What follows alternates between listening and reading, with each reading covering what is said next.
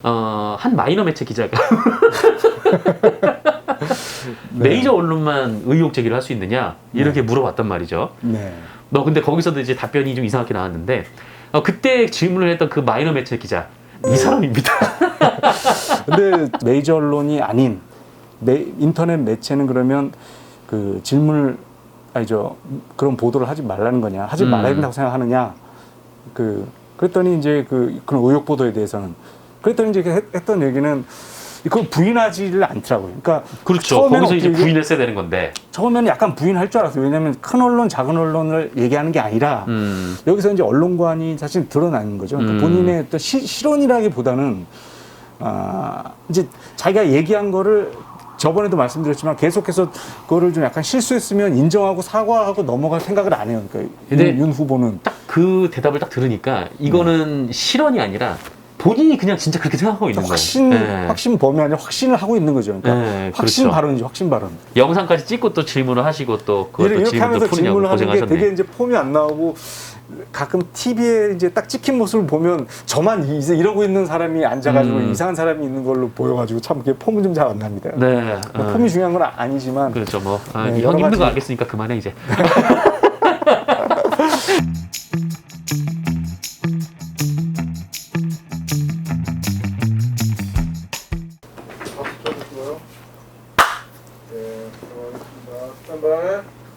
자, 셋, 둘, 하이, 스타트.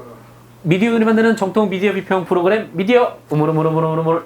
네, 반갑습니다. 정상근입니다. 네, 오랜만에 인사드리게 됐습니다. 저희 미디어 오늘에서 좀 여러 가지 이제 이슈를 다루긴 하는데 그래도 주로 이제 언론 관계 이슈를 주로 다루고 있습니다. 이 미디어 우물우물에서도. 근데 참 그러다 보니까 이 많은 분들의 좀 관심에서는 조금 동떨어진 그런 주제들을 얘기하는 경우들이 있는데 오늘 같은 경우에는 굉장히 많은 분들이 관심을 갖지 않을까라는 생각이 들면서 네, 방송을 시작해 보도록 하겠습니다. 제 옆에는 조현호 기자 나와 계십니다. 안녕하십니까. 네. 조현호입니다. 네. 땀을 이렇게 해서 볼 때마다 이렇게 줄줄 흘리세요. 아직까지 여름인데도 네. 그러니까 지금 여름이 지났는데도 지금 날이 좀 낮에는 뜨겁네요. 그래서 뜨겁죠. 국회에서 지금 바로 오느라고 와서 지금 바로 하게 돼가지고 네. 조금 이제 땀을 식히는 시간이 조금 부족해가지고 지금 좀 땀이 아직은 좀 그렇게 시간을 줬는데 땀을 식힐 시간이 부족하다고. 땀이 네, 좀 제가 좀 많은 편입니다. 이게 정 기자님도 땀이 좀 있지 않습니까? 저 굉장히 땀이 많은 편이죠. 그렇죠. 네. 그 이해를 하시면서 왜 그러십니까? 땀이 많은 거는 이해하는데 네. 그렇다고 이렇게 더운데 굳이 긴팔을 입고 다니지 않거든요. 네, 긴팔을 그렇습니다. 입고 저렇게 덥다고 지금. 근데 벗어도 땀은 이제 나고 이제 벗으면 이게 다 젖은 게 또 보여주니까 네. 이렇게 하는 게 그냥 더 나을 것 같습니다. 네. 뭐 보시기에도 그게 나을 것 같긴 합니다. 아무래도. 네. 네. 건강하셨습니까? 네. 네, 갑자기?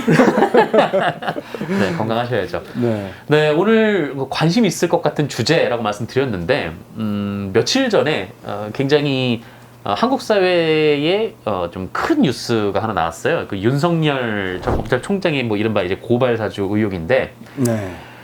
이 고발 사주 의혹과 관련해서 참 여러 가지 일들이 있었지만, 네, 저희가 지금 주목하는 부분은 윤석열 전 총장의 갑작스런 기자회견. 그렇습니다. 네, 그때 오후 한 4시 반인가? 네, 오후 4시 반에 한 3시 좀 못 돼가지고 그 공지를 했어요. 그러니까 한 1시간도 안 돼가지고 공지를 해서 이게 갑자기 기자회견을 하게 된 거죠. 네.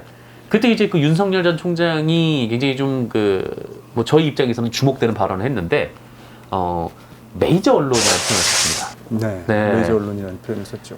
물론 뭐 언론계에서나 뭐 가는 출입처에서나 뭐 메이저 마이너 이 문화가 굉장히 만연하긴 합니다만, 이렇게 어떤 정치인이 그 얘기를 직접적으로 한 건 처음 봤어요, 저는. 네. 특히 네. 이제 인터넷 매체가 아닌 이제 모든 사람들이 국민들이 알만한 그런 메이저 언론이 네. 하거나 그냥 재소자 이런 데 들먹이지 말고 인터넷 매체를 거의 재소자 수준으로 그 생각을 하는 거죠. 물론 그렇죠. 재소자도 신뢰를 못한다 할 수 없다는 것은 아니지만 거의 뭐 재소자와 인터넷 매체를 동급해 놓고 네. 지금 취급을 했어요. 그렇게 해서 이제 인터넷 매체 정치 공작이 벌어지고 있는데 이 정치 공작을 인터넷 매체 이거라도 제대로 하려면 인터넷 매체나 재소자가 아니라 제대로 된 어떤 메이저 언론을 통해서 하라는 그런 얘기에서 약간 이제 빈정되는 얘기와 함께 어쨌든 의혹 제기는 그 일종의 메이저 언론의 전유물인 것처럼 받아들일 수 있는 그런 얘기여서 대단히 어떻게 보면 이제 적절하지 않은 정제되지 않은 얘기라고 할 수 표현이라고 할 수 있겠습니다.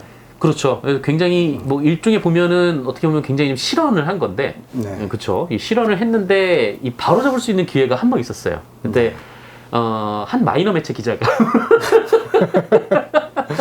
메이저 언론만 의혹 제기를 할 수 있느냐 이렇게 물어봤단 말이죠. 네. 근데 거기서도 이제 답변이 좀 이상하게 나왔는데 그때 질문을 했던 그 마이너 매체 기자 이 사람입니다. 근데 미디어 오늘은 어떻게 보면 마이너 매체 실질적으로는 외형상은 그렇게 큰 매체는 아니지만 네.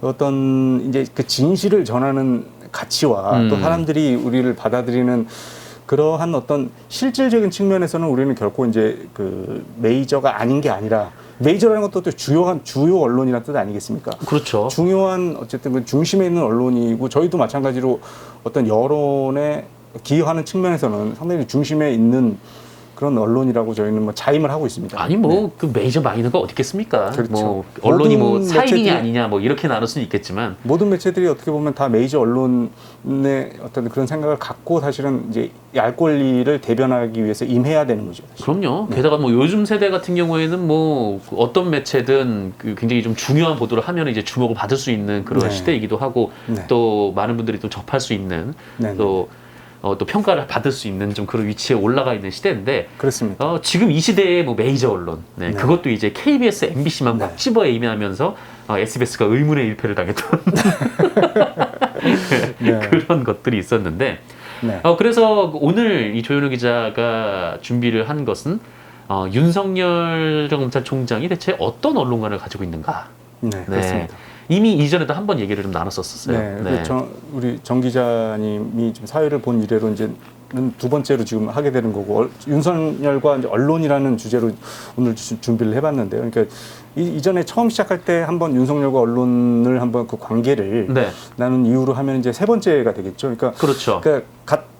이 언론 분야가 우리가 관심이 많기도 하지만 실질적으로 윤석열 그 예비 후보의 언론관이 도드라지게 드러난 일들이 점점 이제 그 많이 생기고 있어요. 또 언론에 대해서 아시겠지만 이제 이런 그 중재법에 대해서는 언론 중재법에 대해서는 되게 어떻게 보면 그 재갈법이라고 해서 비판을 하는 입장인데 본인의 어떻게 보면 가족이나 이런 본인에 대한 의혹을 제기한 그런 매체들에 대해서는 법적 바로 이제 조치를 고소를 했죠. 하겠다고 하거나 또 이제 지금 수사를 하는 경우도 있기 때문에 이번 네. 이 뉴스버스의 의혹 제기에 대해서도 이미 법적 조치를 하겠다고 지금 악의적 허위 보도라고 규정한 상태입니다. 네. 그래서 하여튼 뭐 언론관에 대해서 좀 얘기를 해볼 텐데 일단 제가 방금 말씀드렸던 바로 그 기자회견, 이 문제의 기자회견부터 좀 얘기를 풀어가려고 합니다. 그래서 일단 그때 당시에 상황이 어땠는지 자료화면 잠깐 보시고 얘기를 좀 나눠보겠습니다. 앞으로 좀 정치 공작을 하려면 좀 잘 준비해서 제대로 좀 하고 그리고 뭐 인터넷 매체나 또는 무슨 제소자나 인터넷 매체나 또는 무슨 제소자나 또 의원들도 면책특권 뒤에 숨지 말고 우리 국민들이 다 아는 그런 메이저 언론을 통해서 면책특권 뒤에 숨지 말고 또 어디 제소자 들먹이지 말고 또 국민들 누가 봐도 좀 믿을 수 있는 신뢰성 있는 사람을 통해서 이렇게 좀 문제를 제기하려도 제기하셨으면 좋겠습니다. 다시는 이런 정치 공장에 현혹되지 마시고 제소자, 우리 그다음에 인터넷 매체, 정당의 전현직 대표와 의원, 위원장 이런 사람들이 벌떼처럼 나서서 떠들고 저를 국회로 불러주십시오. 상임위원입니다. 여기까지 하겠습니다. 두 분이 메이저 언론이 아닌 그냥 인터넷 언론은 그걸 보도할 수 없다고 생각하십니까? 의혹 제기를 하는 언론에 대해서? 아니 의혹을 네네. 저는 뭐 작은 언론이든 메이저 언론을 말하는 것이 아니라 네. 아니 처음부터 자신이 있으면은 처음부터 제대로 이를테면 뭐 뉴스타파나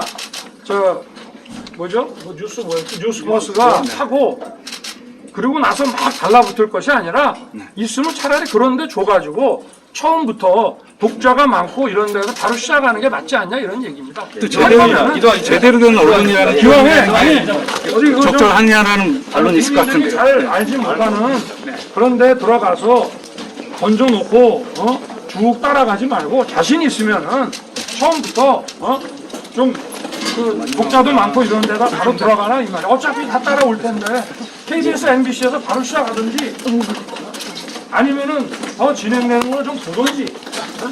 자, 이제 보고 오셨는데요. 네. 저도 그 기자회견을 봤는데 네네. 그 회견이 또 어떻게 이루어졌는지부터 좀 말씀해 주시죠. 네, 원래는 이제 그 애초에는 원래 그날 아침에 그 이전까지 이제 핵심적인 그 이 논란의 그 당사자인 김웅 그 국민의힘 의원이 이제 그동안 입장을 밝히지 않고 있다가 공개적으로 이제 입장을 밝히지 않고 있다가 그날 아침 9시 반에 기자회견을 한다고 했어요. 그래서 김웅 기자회견을 의원의 했죠. 기자회견이 9시 반에 있었고 왜 했는지는 아무도 모르고 있지만 근데 대부분 그 기자회견의 핵심은 이제 그 기억이 안 난다이거든요. 그러니까 핵심에 대해서는 기억이 안 나고 준 사람만 기억이 나는 어쨌든 그런 좀 맹탕 기자회견이라는 비판이 있었는데 그거와 관련해서 이제 보도가 좀 많이 나가고 한 7시간이 지난 오후 4시 반에 이제 윤석열 그 예비 후보 그 캠프에서 그러니까 긴급 정치 공작에 대한 기자회견을 하겠다는 그런 공지를 이제 기자들한테 쫙 뿌립니다. 그렇게 해서 이제 1시간도 안 돼가지고 기자회견하기 1시간도 안 돼서 그 공지를 해서 그때 이제 부랴부랴 저도 이제 다른 곳에서 이제 국회에서 취재를 이제 언론중재법 협의체가 이제 처음에 그 출범하는 날이기도 하고 그래가지고 네네. 거기에 있다가 그거를 마무리 짓지 못한 채 이제 이 현장으로 옮겼죠. 그 국회 소통관 기자회견을 한다고 그랬는데 소통관 기자회견이면 소통관 안에 이제 기자회견장이 있어요.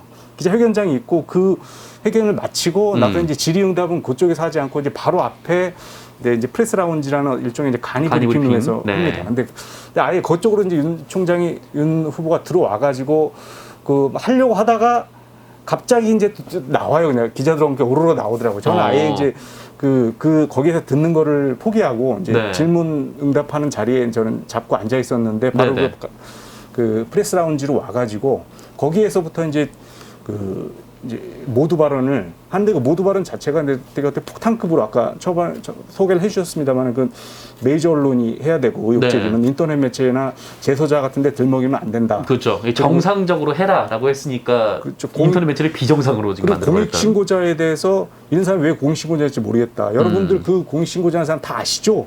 이런 얘기를 하는 것도 참 보기 드문 기자회견을 하는 어쨌든 그 정치인으로서는 보기 힘든 어쨌든 그런 표현을 썼는데 그리고 이제 어쨌든 괴문서라고 했고요. 그리고 이제 이 자기를 이제 그렇게 국회나 정치인들이 의혹을 제기하고 그러는데 내가 그렇게 무섭냐? 날 불러라. 당당히 얘기하겠다. 네네.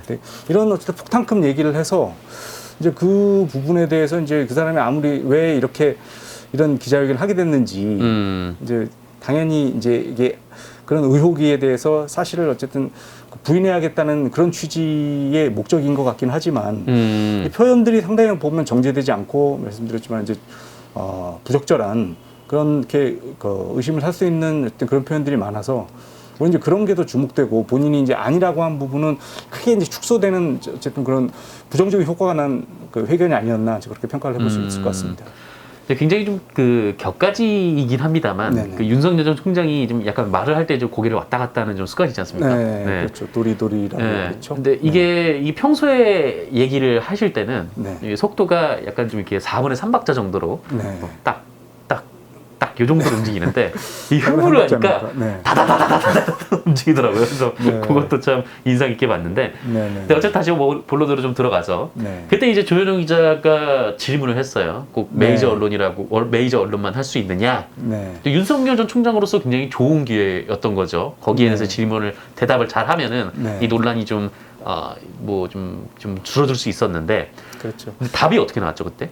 그때도 이제 원래 이제 그 질문을 원래 하려고는 했었지만은 애초에 준비한 질문은 그게는 아니었고 왜냐하면은 이제 그 9월 3일에 이제 그 의혹 제기가 됐을 때 이제 그 기독교회관에 있는 그 기독교 단체 방문을 해가지고 그때 이제 그 기자회견 했을 때도 질문을 했었어요 그거에 대해서 그때 이제 그 뉴스버스의 의혹 제기에 대해서 근거가 있으면 대보라 말이야. 이런 얘기를 했거든요. 손준성 검사에 대해서도 손준성 검사가 어떤 자료를 다 내놓고 얘기해라 그랬는데 3일 만에 뉴스포스가 월요일에 지난 네. 9월 6일에 그거에 대해서 이제 손준성 보냄이라고 쓰여져 있는 그 김웅 네, 의원의 그 그랬죠. 텔레그램 파일 그 화면이 캡처가 돼서 공개가 되지 않았습니까? 네, 근데 네. 그 부분에 대해서 제가 그 부분을 물어보려고 했던 거죠. 그러니까 이 근거가 되라고 했는데 이 정도면 근거가 됐다고 생각하는데 아직도 근거가 안 됐다고 생각하냐고 제가 처음에 질문을 했습니다. 그랬는데 그 부분에 대해서는 그 답변이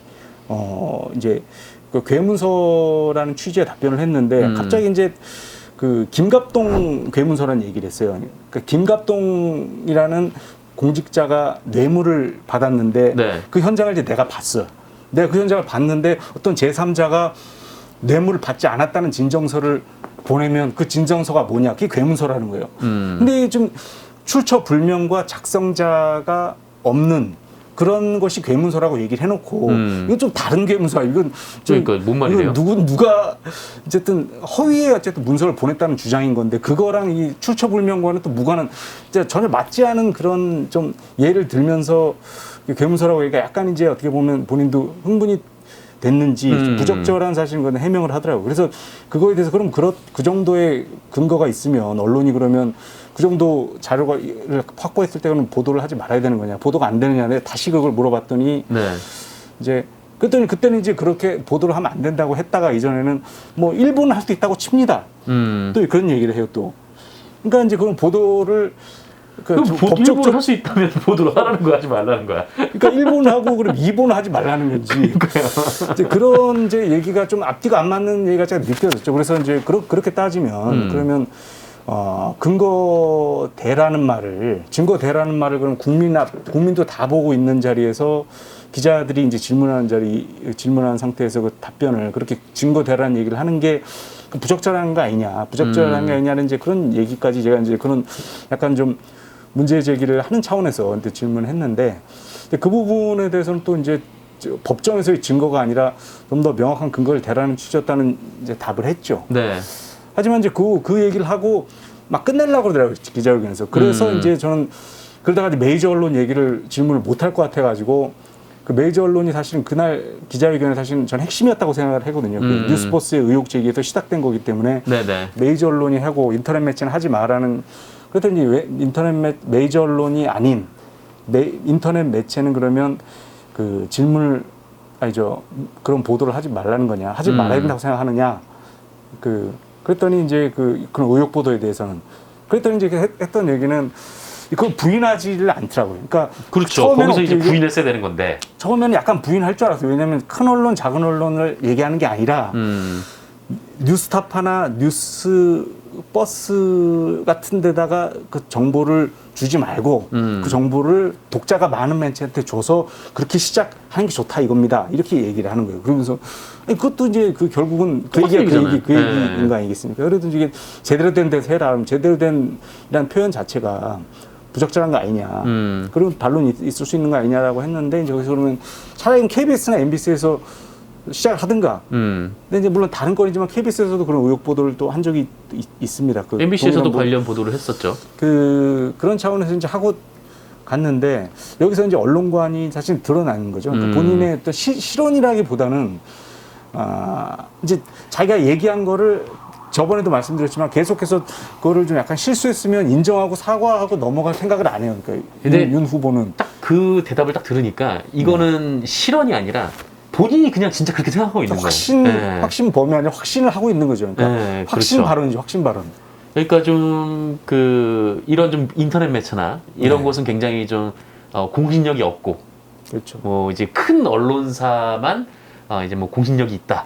무시하는 발언이라고 이제 느껴지는 거죠. 그러니까 그렇게 생각한다고 하더라도 공식적으로 정치인이 많은 매체를 상대하는데 거기 그러면 이제 그 독자가 적은 매체는 그럼 그러면 그 독자들은 그러면 거기서 무시당한다는 의미인 건데 그러면 안 되는 거 아니겠습니까? 그렇죠. 그 독자도 다 국민이고 자기 어떻게 보면 유권자일 수 있는 거고 그럼요. 자기가 봉사해야 할 어떤 그런 그 주권자인데 그 주권자들에 대해서 그런 메이저 매체가 아닌 인터넷 매체를 그게 이제 그 소홀히 생각하는 것은 국민을 소홀히 생각하는 것과 볼 수 있기 때문에 그거는 이제 적절하지 않다는 거죠. 그렇기 때문에 어느 정치인도 그런 식으로 발언하지 않는 거죠. 그걸 알기 때문에. 그렇죠. 그건 기본인 겁니다. 그건 당연히. 그래서 보통 이제 정치인이라면 그렇게 질문이 들어왔을 때 이게 뭔가 이거 수습해야겠다라는 생각을 해야 할 텐데 네. 윤석열 총장은 그런 생각이 지금 안 들었던 것 같아요. 그래요. 이게 뭐 자기의 발언에 문제는 없다. 그러니까 주류, 비주류, 그러니까 메인 뭐 그렇지 않은 혹은 뭐 엘리트, 비엘리트 여기에 대한 인식이 굉장히 확고하고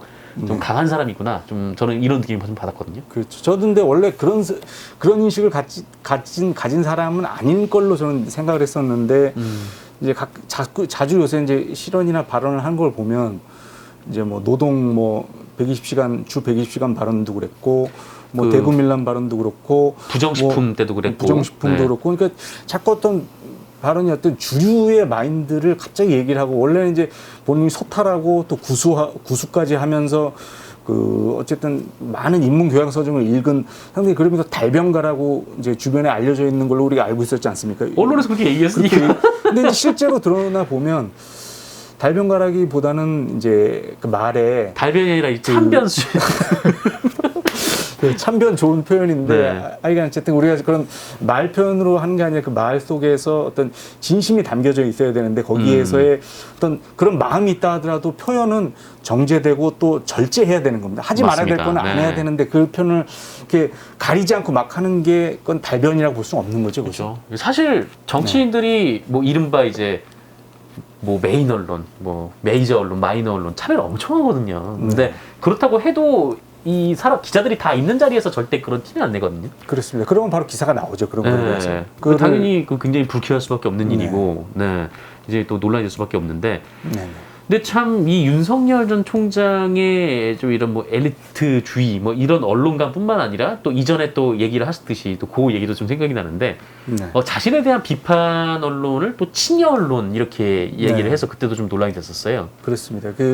그때도 이거 이제 7월 24일 우리가 이제 방송을 했었는데 그 전날인가 이틀 전인가 그 이제 기자회견을 하면서 우리 방문 기자회견을 하면서 이제 그 김경수 그 지사의 어떤 그런 그 과거에 이제 인터넷 드루킹 뭐 조작 관련해서 뭐 그거에 대한 얘기를 하는 과정에서 이제 친여 매체가 확인되지 않은 사실 가지고 보도를 전파를 확산시켜가지고 이제 여론에 악영향을 준다는 취지였는데 그때도 이제 어쨌든 그 친여 매체와 비친여 매체로 나눈 의미 아니겠습니까? 친여라는 규정을 하는 순간. 그렇죠. 그러니까 한마디로 이게 친여 매체라고는 했지만 결국은 내 편이냐 아니냐 지금 이 생각을 하고 있는 거예요. 언론을 두고. 친여 또 친여면 안 된다는 생각. 그럼 친여면 괜찮냐?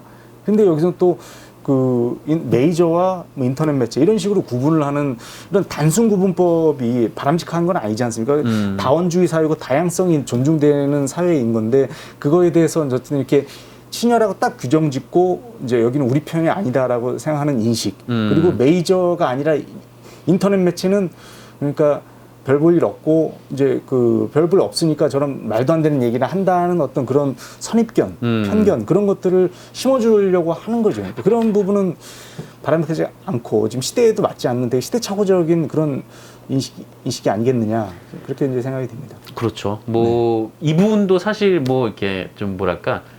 뭐 이 매체는 뭐 우리 편이 아니다. 뭐 이 매체는 우리 편이다. 뭐 이런 것도 사실 뭐 많은 분들이 가지고 있는 생각이긴 합니다만 이 정치인들이 실질적으로 이렇게 표현을 하진 않는데 이 윤석열 총장 입장에서는 그냥 정지 없이 계속 이 얘기가 발송이 된단 말이죠. 그렇죠. 그래서 그 부분이 좀 굉장히 좀 문제인 것 같고. 근데 어쨌든 지금 뉴스버스가 완전히 그 정상적이지 않은 그 마이너 매체가 됐는데 뭐 그쪽 뭐 반응은 좀 어떻습니까?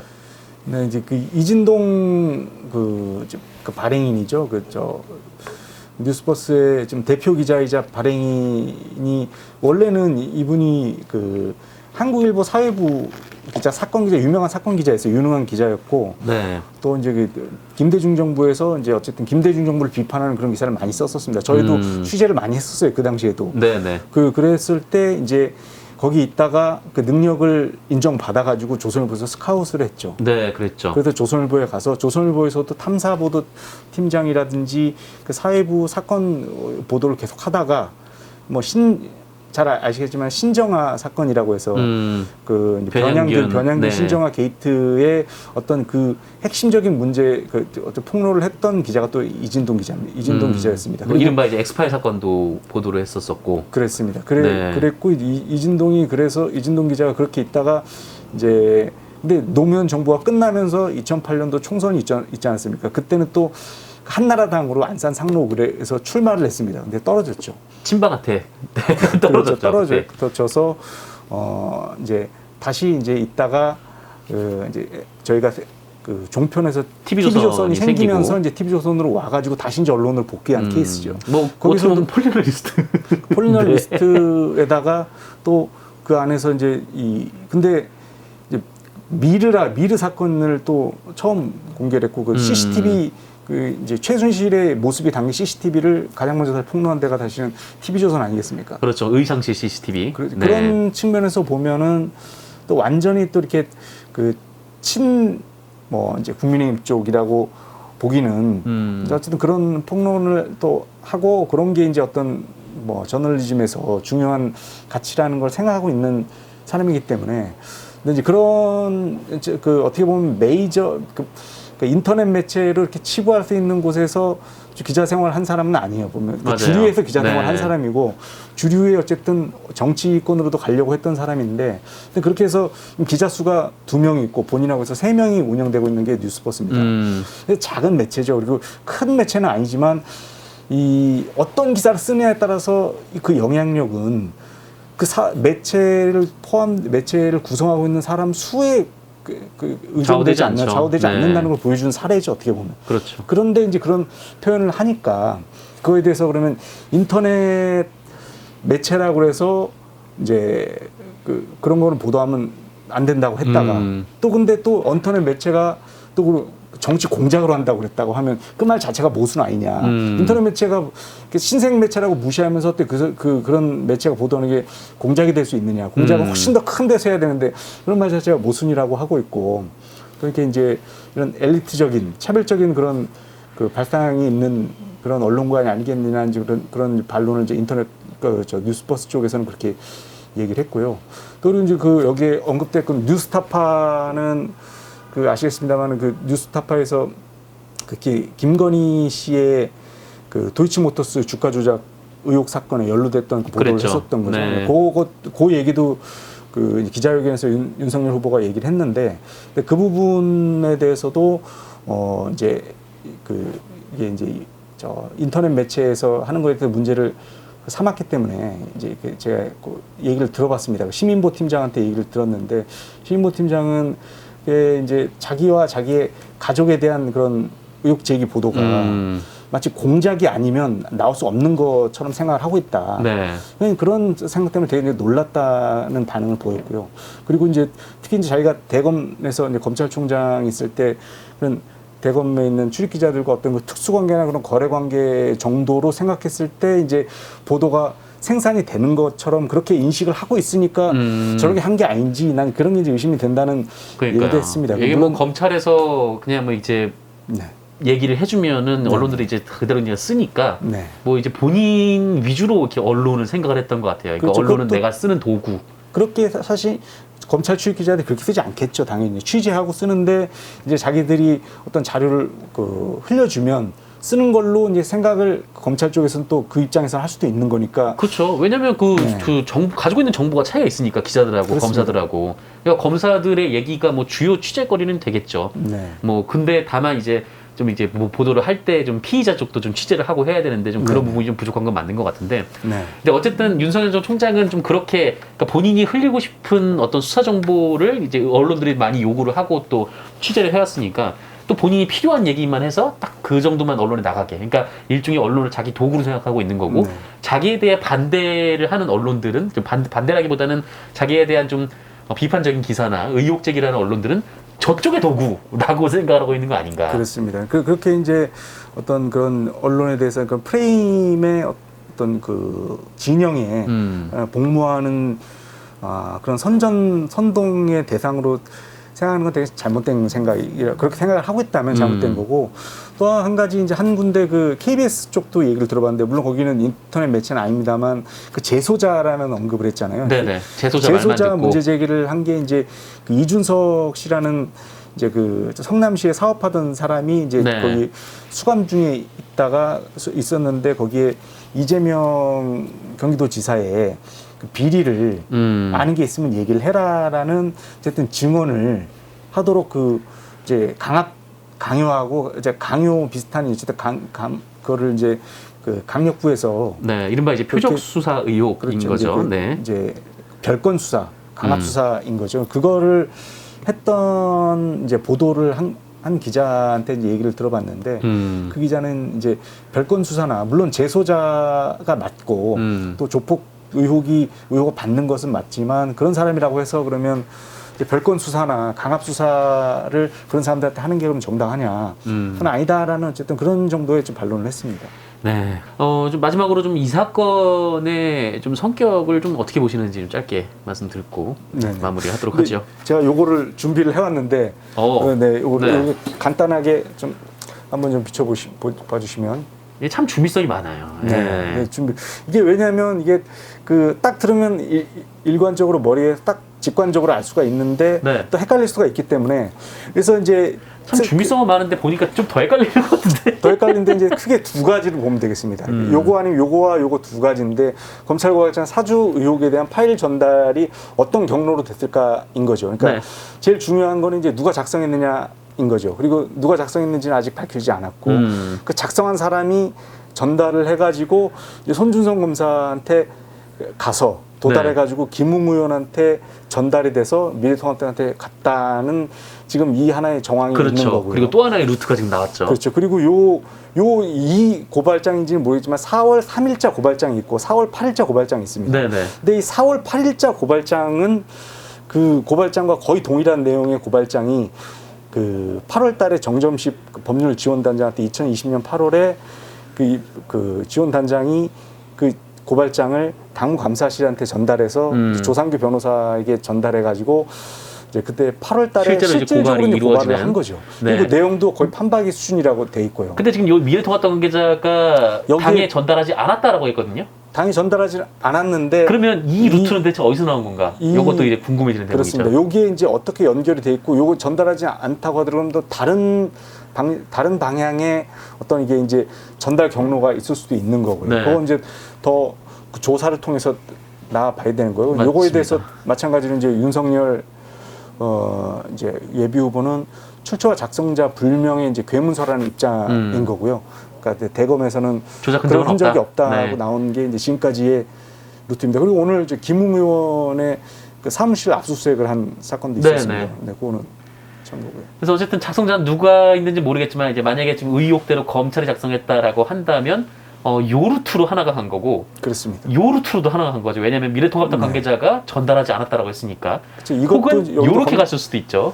그렇죠. 이게 이렇게 왔을 수도 있고 네. 아니면 또 이제 아까 얘기했던 것처럼 또 다른 검찰에서 왔을 수도 있는 건데. 네, 어쨌든 고발장은 똑같다.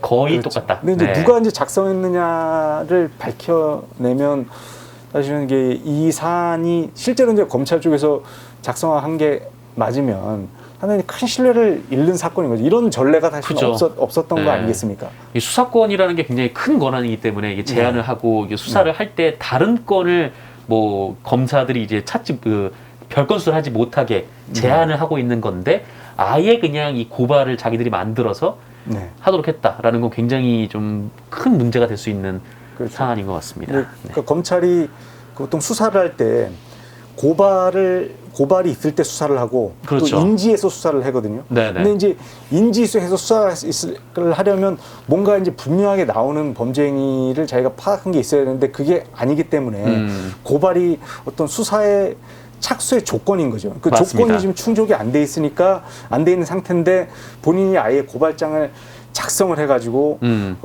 이 미래통합당에도 그 당에다가 주어가지고 그거를 고발해달라고 해서 그 고발 그걸 받아가지고 거의 동일한 내용으로 고발을 다시 대검이 그 보낸 고발장이 그 돌고 돌아서 다시 대검에 대검으로, 와가지고 다시 그 한마디로 와서 그게 사실이라면 대검에서 최강욱 의원을 한번 조져야겠다라고 판단하고 이렇게 일을 만들었다. 이렇게 그렇죠. 볼 수도 있는 그렇게 상황인 하면 이제 거죠. 완전히 셀프 고발이죠. 셀프 고발에 셀프 기소에다가 그리고 이제 이게 이런 행위 이런 어떤 그 절차를 거치지 않은 측면에서 어떤 직권남용의 소지가 있다고 볼 수도 있는 거고 그리고 이제 정치를 금지하고 선거 개입에 금지한 그 국가공무원법이나 공직선거법에 위반이 될 수 있다고 좀 실제로 그런 주장도 있기 때문에 네, 이제 그런 네. 부분의 차원에서는 되게 어떻게 보면 엄중한 사건인 거죠. 네. 그거를 이렇게 개입했다 그러면 전례 없는 거고 설령 전례가 드러난 게 없었지 이전에 지금도 계속 그런 식으로 하고 있었다면 보통 그 뭐 보수 매체가 기사를 쓰고 그 기사에 쓴 사설에 쓴 내용을 이제 야당이 받아가지고 논평을 내고 그 논평을 또 기사를 쓰고 이렇게 그 순환 구조의 그 보도 생산 과정이 있는 적은 되게 오래돼 왔는데, 그렇죠. 그러니까 검사가 자기들이 고발을 하도록 유도해서 고발하도록 종용해서 고발이 다시 들어오면 그 고발을 근거로 가지고 수사를 하는 어떤 이런 셀프 고발 수사 이런 것이만 이런 관행이 있다 그러면 아까 그런 강압 수사의 관행도 잘못된 거면 이런 것도 되게 잘못된 관행이죠. 문제가 있죠. 만약에 이렇게 했으면은 검찰이 꼭 정치권이 아니라 다른 쪽으로 됐을 수가 있죠. 그러니까 시민단체에서도 고발들이 많이 일어나는데 뭐 그렇죠. 이런 일이 또 없었겠느냐라고 의심을 할 수밖에 없는 검찰의 신뢰 자체가 다 무너지는